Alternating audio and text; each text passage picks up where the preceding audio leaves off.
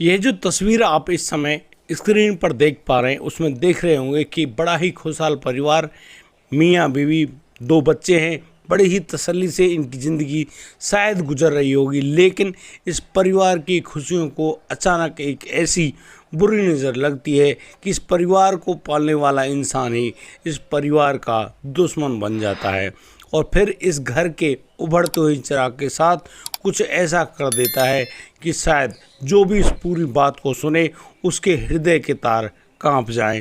वो सोचने को मजबूर हो जाए कि आखिर जिस इंसान ने अपने बच्चे को इतने ढंग से पाला पोसा, बड़ी ही तसल्ली से उसको पढ़ाया लिखाया, सारे काम कराए, 9 महीने कोख में भी पाला, वही इंसान इस बच्चे की जान के दुश्मन क्यों बन जाता है।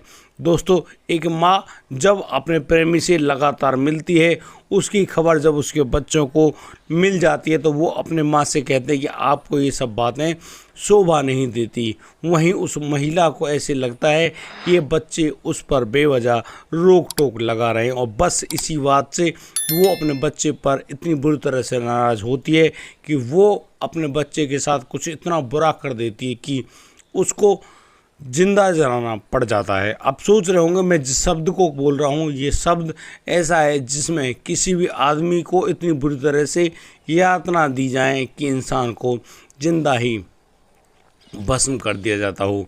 दोस्तों, क्या था पूरा मामला और कैसे एक माँ डायन बन गई, पूरी बात हम आपको बताने वाले हैं, इसलिए इस कहानी को अंत तक जरूर देखिएगा। नमस्कार, आदाब, सत श्री अकाल दोस्तों, स्वागत है आपका हमारे यूट्यूब चैनल किस्से क्राइम की। और दोस्तों, मैं उम्मीद करता हूँ आप सब लोग बढ़िया होंगे, बेहतरीन होंगे, अपना और अपने परिवार का बखूबी ख्याल रख रहे होंगे। दोस्तों, आज का बेहद ही हैरान करने वाला मामला सामने आया है पटना, बिहार से। दोस्तों, यहाँ स्क्रीन पर आप जिस महिला को देख पा रहे हैं, ये महिला जिनका नाम रोमा है, रोमा बीपीएससी में एक मतलब कि टीचर हैं और बड़े ही अच्छे तरीके से बच्चों को पढ़ाया लिखाया करती हैं, उनको नई नई शिक्षाएं दिया करती हैं जिससे बच्चे अपने भविष्य को अच्छे ढंग से बना लें। इसी दौरान ये जो महिला है, इस महिला जिसके 2 बच्चे भी, एक बेटा है एक बेटी है और एक पति भी हैं, इनके पति का नाम प्रमोद दुबे है और ये प्रमोद दुबे अब 23 जून को थाने पहुंचते हैं और थाने में जाकर अपने पत्नी के खिलाफ एक ऐसी रिपोर्ट दर्ज कराते हैं कि आप इस महिला को फांसी दे दो, मुझे इससे मतलब कि कम सज़ा चाहिए ही नहीं, क्योंकि ये महिला इतनी बड़ी बदचलन है कि इसने अपने ही घर के चिराग को खुद अपने हाथों से बुझा दिया। यानी कि जब ये मामला उजागर हुआ, पुलिस ने पूरा मामला खोला तो उसमें पता चला कि रोमा देवी अपने अवैध संबंधों को छुपाने के चक्कर में अपने ही बेटे श्रेयांश की जान की दुश्मन बन गई। और यह सिर्फ इतना ही नहीं, यहाँ पर और भी ज़्यादा आगे बढ़ती है। उसकी जान लेने के बाद यानी कि वो लेकर जाती है उसको ऐसी झाड़ियों में जहाँ पर उसको आग के हवाले कर दिया जाता है। दोस्तों, मैं अब आपको पूरे विस्तार से इस कहानी को बताने वाला हूँ। दरअसल ये जो महिला है रोमा एक सरकारी टीचर है और इनकी अक्सर जॉब लगी होती है स्कूल में और स्कूल से कई बार ये कॉलेज वगैरह में विजिट किया करती हैं, बच्चों को लेकर जाती हैं और उसी दौरान एक नामी कॉलेज के एक प्रिंसिपल होते हैं, ये जो आप स्क्रीन पर देख पा रहे हैं, इन प्रिंसिपल का नाम होता है निर्मल पासवान। अब ये जो निर्मल आपके सामने दिखाई दे रहे हैं, ये निर्मल पासवान एक ऐसा आदमी जो कि उस कॉलेज में प्रिंसिपल भी है, साथ ही साथ वहाँ पर एक प्रोफेसर भी है। अब बड़े अच्छे ढंग से इनकी ज़िंदगी चल रही होती है। कहीं ना कहीं इन महिला यानी कि इस टीचर रोमा की इस आदमी से आंखें चार हो जाती हैं। अब ये आंखें चार होने तक सीमित नहीं, इनका अब एक दूसरे से मिलना जुलना शुरू हो जाता है और ये अक्सर होटलों में मिलने के लिए जाया करते हैं। बड़ी ही तसल्ली से इनकी ये प्यार मोहब्बत चल पड़ती है। उधर जो ये महिला है, इसकी बेटी को भी और इस बेटे को भी मालूम चल जाता है कि उनकी जो माँ है वो कहाँ जाती है। वो दोनों बच्चे अब अपनी माँ से लगातार कहते हैं कि माँ, अब तुम इन कामों को मत किया करो, हमको भी टाइम दो भाई, हम भी तो परिवार के सदस्य हैं। और तो और तुम पापा से प्यार क्यों नहीं करती हो? अरे प्यार करना है पापा से करो, क्या दिक्कत है, पापा हमारे बहुत अच्छे। उधर जो प्रमोद दुबे हैं जो कि उस श्रेयांश के उस रोमा के पति हैं, उनसे इनकी ऐसी अनबन सी होती है। वो रहते तो उसी घर में, लेकिन दोनों की ना तो बोलचाल होती है, ना ही प्यार मोहब्बत, ना ही कोई बात, क्योंकि एक दिन एक ऐसा झगड़ा जन्म लेता है उस घर में कि जो वह महिला है वो अपने पति को इतनी बुरी धमकी दे डालती है, कहती है कि यदि तुमने उससे कोई भी ताल्लुकात रखा तो वो तुम्हारी जान ले लेगी। अब बच्चों की भलाई के बारे में सोचकर या फिर अपनी भलाई के बारे में सोचकर वो जो प्रमोद दुबे है वो कहते हैं कि भाई उसके लिए तो तुझे कुछ भी कर, तुझे पूरी छूट है, कहीं जा कैसे कर, उसे कोई दिक्कत नहीं है, लेकिन उस पर और उसके परिवार पर कोई आंच ना आने पाए, इस बात का ध्यान रख, चाहे तो उसके लिए कुछ भी कर। अब यहाँ पर प्रमोद दुबे जो पति हैं उनके, उनसे तो उसको पूरी मुक्ति मिल गई, छूट मिल गई, अब वो कुछ भी करे भाई। लेकिन उधर साइड जो बच्चा है श्रेयांश, वो अक्सर अपनी माँ से कहने लगता है कि माँ ये सब काम ना तुम उस अंकल से मत मिला करो, तुम जब उनसे मिलती हो ना हम पर बहुत बुरी बीतती है, हमें ऐसा लगता है कि हम क्या कहें क्या नहीं करें। अब लोग भी तुम्हारे लिए बात बनाना शुरू कर दिए हैं, दरअसल वो कहते हैं कि तुम्हारी मम्मी अच्छी नहीं है। अब वो जो बच्चा है जो 12 साल का श्रेयांश है वो लगातार अपनी माँ से जब इन बातों को करता है तो उसकी माँ को भी लगता है कि उसके प्रेम संबंध में पिता तो रोड़ा नहीं बन रहा था, लेकिन ये बच्चा रोड़ा ज़रूर बन रहा है, क्यों ना इसको ही साइड से लगा दिया जाए। बस इसी प्लानिंग में एक दिन जब वह जाने के लिए तैयार थी अपने आशिक निर्मल से मिलने के लिए, तो उस समय ये श्रेयांश उसको रोक देता है, कहता है कि माँ यदि तुम वहाँ पर गई तो मैं तुम्हें मतलब तुम्हारी पूरी खबर अपने पिता को दे दूंगा। अब इस बात को सुनते ही उस महिला को पता नहीं क्या हुआ, इतना तीव्र गुस्सा आता है कि वो उस लड़के के साथ मतलब कि मारपीट करना शुरू कर देती है। अब वो 12 साल का लड़का इतनी बड़ी महिला की मार को कैसे सहन कर पाता। दोस्तों ज़बरदस्त तरीके से वो जो माँ है अपने बच्चे को इतनी बुरी तरह से पीट रही होती है कि वो लड़का अधमरा होकर बेहोश होकर नीचे गिर जाता है। अब वह सोचती है कहीं ऐसा ना हो उसका बच्चा मर गया हो, और शायद वो अपने बच्चे को मारने के लिए ही तो ये सारे काम कर रही थी।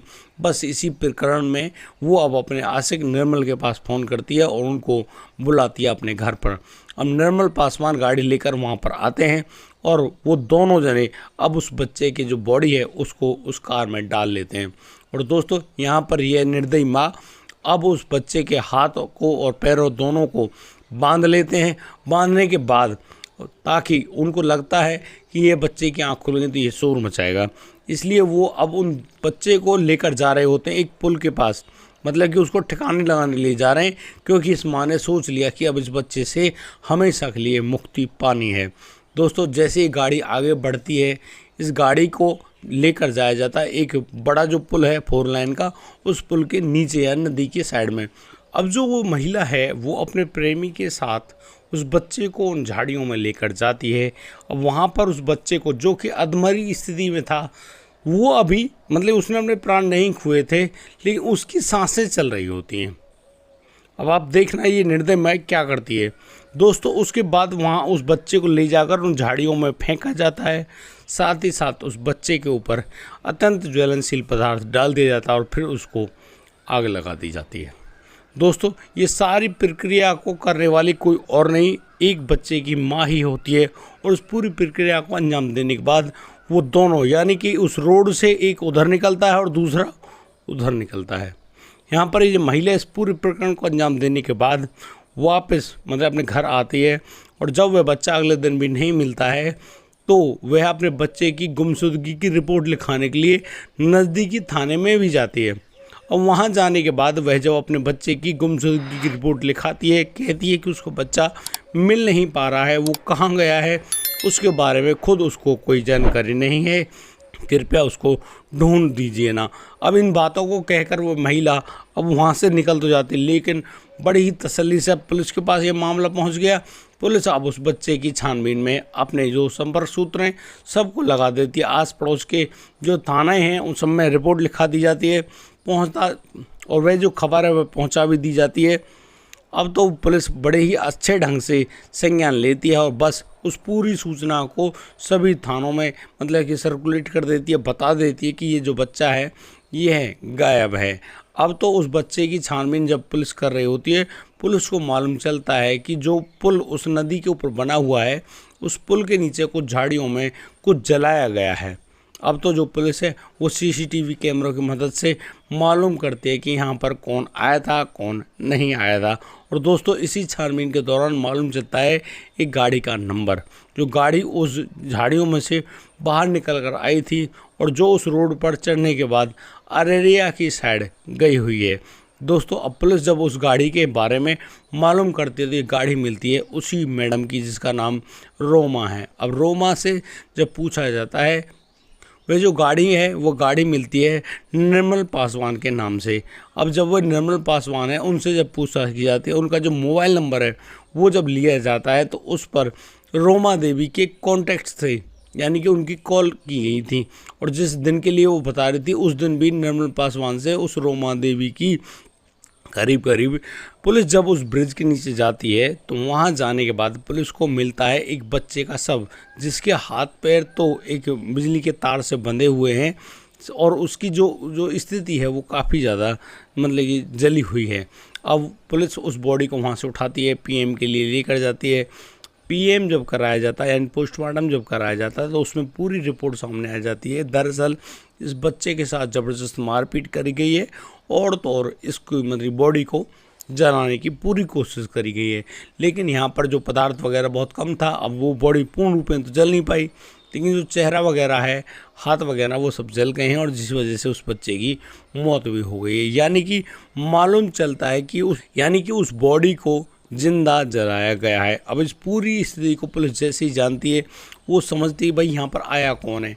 अब पुलिस इस पूरे मामले में अब वहाँ के जो आसपास लगे हुए सीसीटीवी कैमरे वगैरह हैं उनकी जांच करती है। उसमें मालूम चलता है कि यहाँ पर एक गाड़ी मतलब इधर साइड भी गई है और एक गाड़ी इधर साइड भी गई है। अब यहाँ पर पुलिस को मालूम चल जाता है भैया यहाँ कोई ज़्यादा बड़ा मैटर है।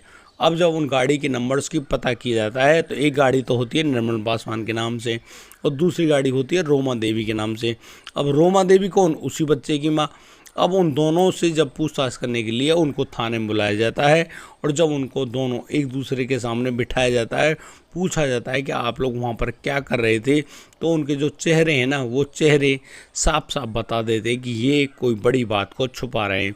और दोस्तों जैसे आप पुलिस उनसे बड़े ही ढंग से कहती है भाई देख ऐसा है, तुमने इस पूरी प्रक्रिया को अंजाम दे दिया, अब सच्चाई बोलने में तुम्हारा मतलब कि हमें कितना जोर लगाना पड़ेगा ये तो हम सोच ही नहीं, लेकिन तुम्हें कितना जोर लगाना पड़ेगा ये तुम सोचिए, क्योंकि सच तुम्हारे मुंह से बाहर आने वाला है। बस वो एक सेकंड के लिए रुका हुआ है और शायद वो इंतज़ार कर रहा है कि कुछ ना कुछ तुम्हारे साथ अवश्य किया जाना चाहिए।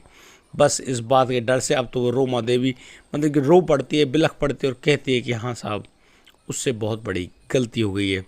उधर वो इस बात को भी स्वीकार करती कि हाँ वह निर्मल पासवान से अत्यधिक प्रेम करती थी और उस प्यार के चक्कर में मतलब कि जो माँ पड़ी हुई है वो यहाँ अपने बच्चे की उस रोक टोक से परेशान थी। वो बच्चा जो अक्सर उसको रोका टोका करता, उससे कहा करता कि माँ तुमको ये सब काम करने अच्छे नहीं लगते। बस एक दिन उसने और 18 जून को उसने उस लड़के के साथ कुछ ऐसा ही कर दिया जिसके बाद उसने उस लड़के को बहुत ज़बरदस्त तरीके से मारा पीटा, उसको अधमरा कर दिया। उसकी बेटी तो पढ़ाई करने के लिए गई थी, लेकिन यह महिला अपने बच्चे को मार पीट करने के बाद अपने आशिक निर्मल के पास फ़ोन करती है। दोनों साथ में होते हैं, उस बच्चे के हाथ पैरों को बांधा जाता है और फिर उसको वहाँ उस ब्रिज के नीचे ले जाकर झाड़ियों में उस बॉडी को आग लगा दी जाती है। यानी कि इस पूरे जो भी गुनाह किया था उस सारे गुनाह को वो महिला तो कबूल कर लेती है। अब मामला बिल्कुल क्लियर हो गया, पुलिस के सामने सारे मामले का उद्भेदन कर दिया गया, सारी कहानी बता दी गई। अब पुलिस बस उन दोनों को गिरफ्तार कर लेती है। अब जो आगे की जो सज़ा है उसके लिए उनको कोर्ट के अंदर उन पूरे मामले को बढ़ा दिया जाता है। लेकिन दोस्तों यहाँ पर जब उस पिता को मालूम चला कि उसके बेटे के साथ इतना बुरा ये कांड कर दिया गया है, वह रोता बिलखता हुआ थाने पहुंचता है और थाने में आने के बाद वो पुलिस से गुजारिश कर रहा है कि साहब चाहे उसकी मतलब एक एक इंच ज़मीन बिक जाए, चाहे उसका कुछ भी कर जाए, उसको कुछ भी करना पड़े, बस आपसे एक ही गुजारिश है कि उस महिला को मृत्यु दंड मिलना चाहिए, यानी कि उसको फांसी होनी चाहिए और उसको सरेआम बीच चौराहे पर फांसी देनी चाहिए। दरअसल वो थी ही इतनी बदचलन। अब एक आदमी अपनी पत्नी को बदचलन कह रहा है, वो कह रहा है कि वह भले ही उसकी जान ले लेती, यानी कि वो प्रमोद दुबे की जान ले लेती, लेकिन उसने अपने और प्रमोद के उस 12 साल के बच्चे को क्यों मारा? आखिर उस बच्चे ने उससे क्या कहा था? दोस्तों अब आप सोचिए इस बात को कि एक माँ जो कि अपने घर के चिराग, जिसको 9 महीने पेट में पाला, उसको पालना पोषण सब कुछ किया दोस्तों, वही माँ अपने बेटे की जान की दुश्मन बन जाए। आप क्या कहना चाहते हो इसी महिला के बारे में? आप अपनी राय हमें कमेंट बॉक्स में ज़रूर लिख कर दें। और ऐसी वैसी जो हवस की प्यासी माँ हो, मतलब उसके लिए आपके जो उसके पति ने जो मृत्युदंड मांगा, क्या ये सही है या गलत? क्योंकि आप अपनी राय बिल्कुल दे सकते हैं। और दोस्तों, ऐसी कलयुगी माँ के लिए आप क्या कहना चाहते हैं, हमें कमेंट करके ज़रूर बताइएगा।